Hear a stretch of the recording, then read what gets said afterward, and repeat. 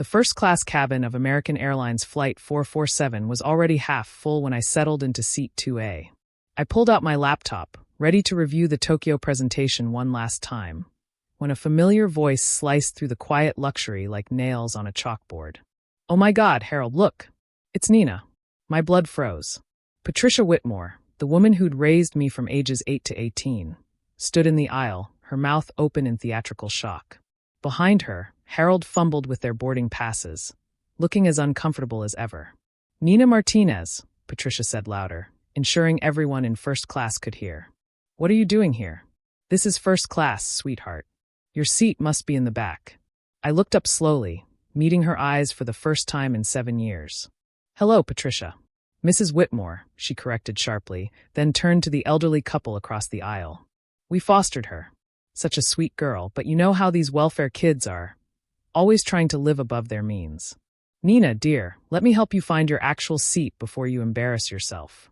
The flight attendant, a professional woman with kind eyes, approached. "Is there a problem here?" "Yes," Patricia announced. "This young woman is confused about her seat assignment. She was our foster child. I'm sure she's just overwhelmed by the airport.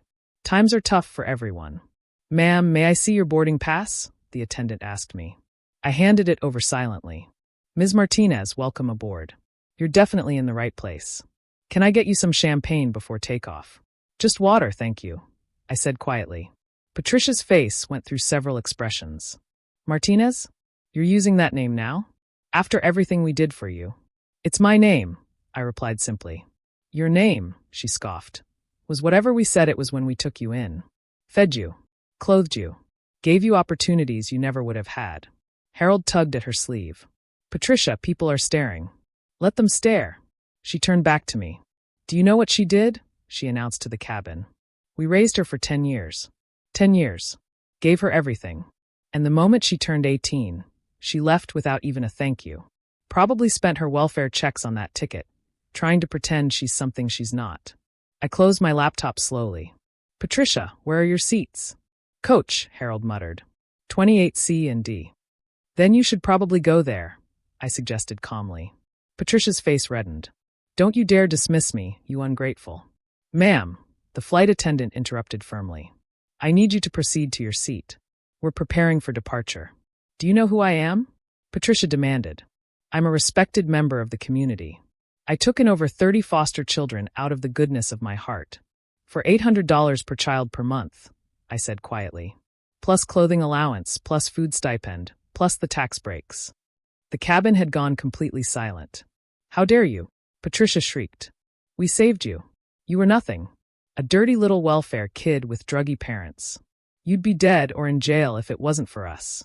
I stood up then, all 5 feet 4 inches of me, and faced the woman who had made my childhood a nightmare of hand-me-downs and locked refrigerators, separate meals, and constant reminders of my place.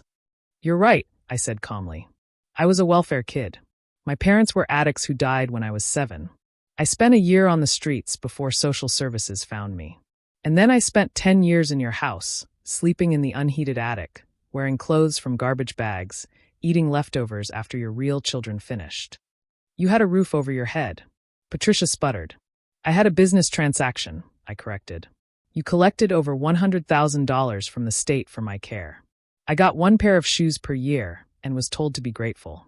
Your daughter Madison got riding lessons. Your son Connor got a car. I got a job at 14 to buy my own school supplies because you said the state money didn't stretch that far." The flight attendant touched Patricia's arm. "Ma'am, I really need you to." "Wait," a voice from the back of first class interrupted. A distinguished man in a navy suit stood up. "Did you say Nina Martinez?" I turned, not recognizing him. "Ms. Martinez, I'm James Chun, CFO of American Airlines."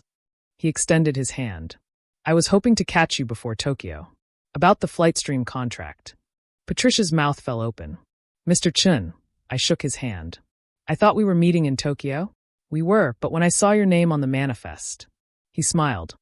50 aircraft is our largest order in company history.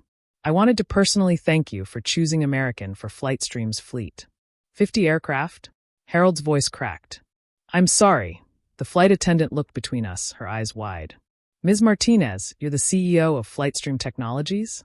"Guilty," I admitted with a small smile. The Martinez who just revolutionized private aviation with the app-based charter system? A woman in 3B turned around. Oh my God, I use your service twice a week. You've changed everything. Patricia had gone pale. That's impossible. She was nobody. She came from nothing.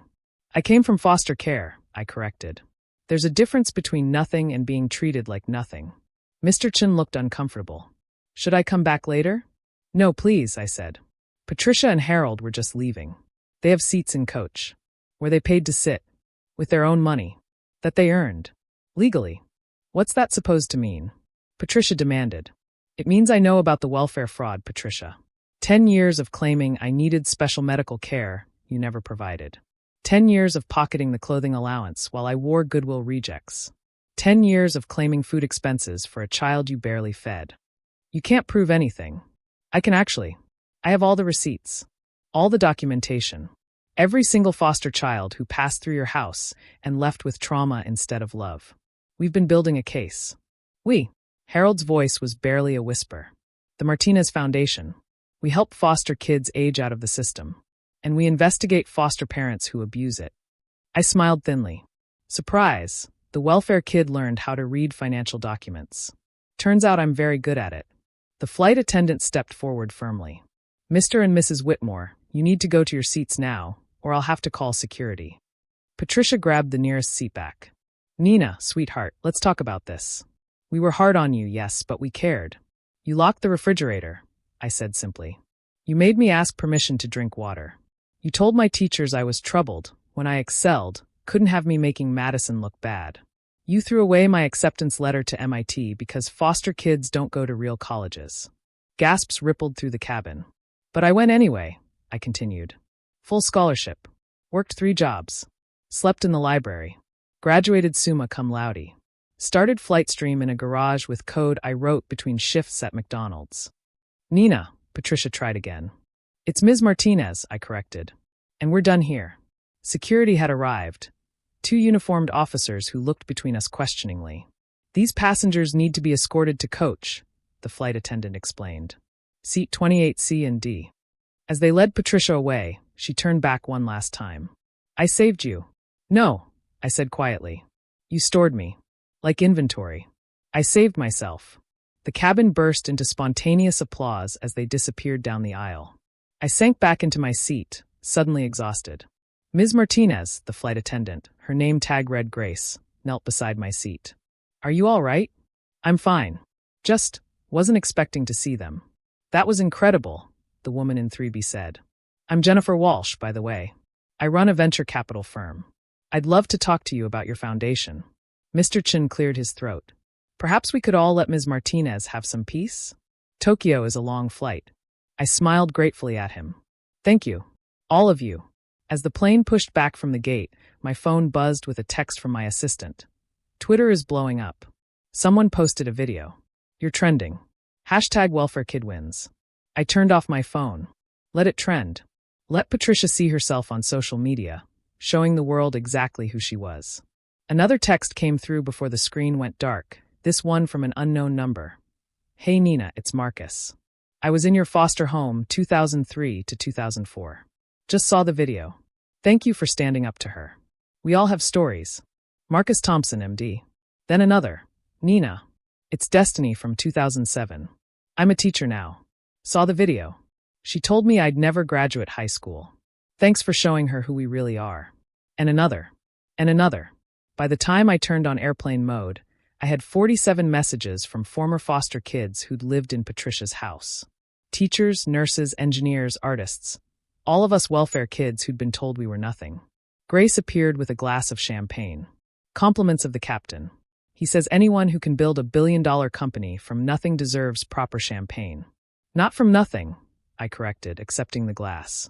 From spite. Pure, undiluted spite. She laughed. Even better. Halfway through the flight, Harold appeared at my seat. He looked older, grayer, defeated. She's asleep, he said quietly. Finally stopped ranting about lawsuits and social media. I said nothing. I'm sorry, he continued. I knew it was wrong. The way she treated you kids. I should have stopped it. Yes, I agreed. You should have. The fraud case, is it real? Very real. The DA is particularly interested in the medical claims. Claiming kids needed psychiatric medication you never bought? That's a felony, Harold. He nodded slowly. I figured. When they come for her, I won't stop them. You could testify, I suggested. Reduce your own sentence. Maybe I will. He looked out the window at the clouds below. You know what the funny thing is? We're on this flight because Madison's getting married in Hawaii. Destination wedding we can't afford. Patricia insisted on going anyway, put it all on credit cards. Still trying to keep up appearances. While I'm flying to Tokyo to close a $2 billion deal. Life's funny that way. He turned to go, then paused. That foundation of yours, do you really help kids? Every single one who needs it. Good. That's good. He shuffled back to coach, to his seat next to the woman who'd stored children like inventory, who'd built her middle-class life on the backs of kids who just needed someone to love them. I pulled out my laptop and opened the Martinez Foundation file. 63 kids currently in our program. College scholarships, housing assistance, trauma therapy, job training. Everything I'd needed and never got. My phone, still in airplane mode, had one last message I'd missed from my CFO. Nina, the Tokyo deal went through early. They accepted all terms. Also, that video of you in first class? Our downloads just increased 400%. Turns out people like companies run by CEOs who overcame real adversity. Who knew? Who knew indeed. I raised my champagne glass to the window, to the sky, to all the welfare kids still sleeping in unheated attics and wearing shoes with holes and being told they're nothing. Here's to us, I whispered. The ones who save ourselves. As I settled in to review the Tokyo contracts, I couldn't help but smile. Patricia was right about one thing. I was still that welfare kid.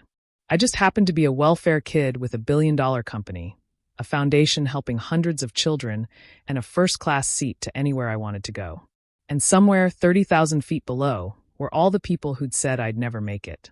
Looking up at planes they couldn't afford to charter, much less own. Sometimes the best revenge isn't forgetting where you came from. It's remembering exactly where you came from, and then buying the whole damn airline. Coach must have felt very cramped indeed.